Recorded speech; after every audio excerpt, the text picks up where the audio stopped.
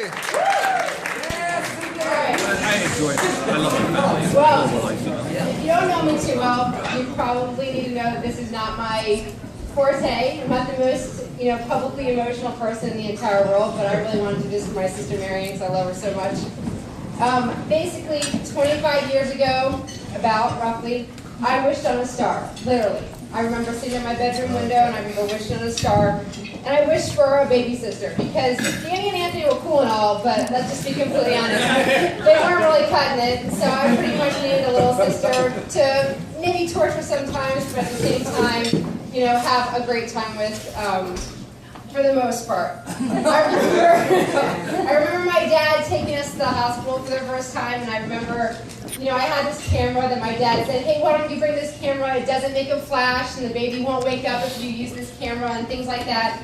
I remember being right there at her little bassinet thing right there, and my dad said, okay, Cindy, where's your camera? And I had left my camera in the car because I was entirely too nervous to bring it in. I was like, 5 or 6 years old or something like that. So we took this first picture of Marion with my dad's camera, and it made a flash, and the baby moved, and I remember thinking, oh no, I should have brought my camera in, you know what I mean? I should have totally done that. But nonetheless, I could totally point out to Marion exactly which picture that is in her baby book, because I remember that picture so well. I remember exactly when it happened. I didn't understand for the life of me why Marion didn't look anything like me, because I genuinely didn't think she did. And today, Marion and I still don't understand why people think that we really look that much alike, because we really don't think we look that much alike. We have different noses, we have different eyes. Marion's smile is upside down, and mine is right side up.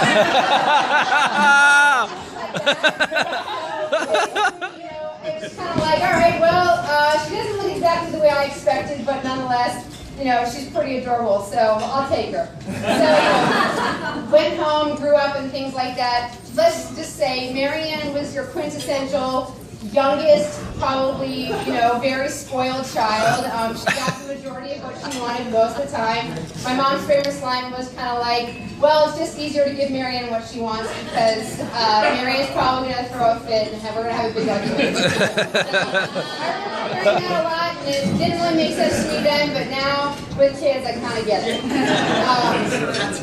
There were a lot of those moments growing up. My dad had referenced, and a lot of the things my dad said in his speech, unfortunately, are memories that I wrote down in my speech. So at least validates what my dad said. But I remember growing up, and Marion may or may not have had a flip-out moment in my car one day on our way home from a soccer match, wanting a Big and Tasty from McDonald's, which my grandfather had cultivated in her very well, I guess, by all these times that she was picked up from school early that I didn't know about while I was sitting my butt in school till the end of the day. And no one was picking me up or getting me out for early dismissal. Anyways.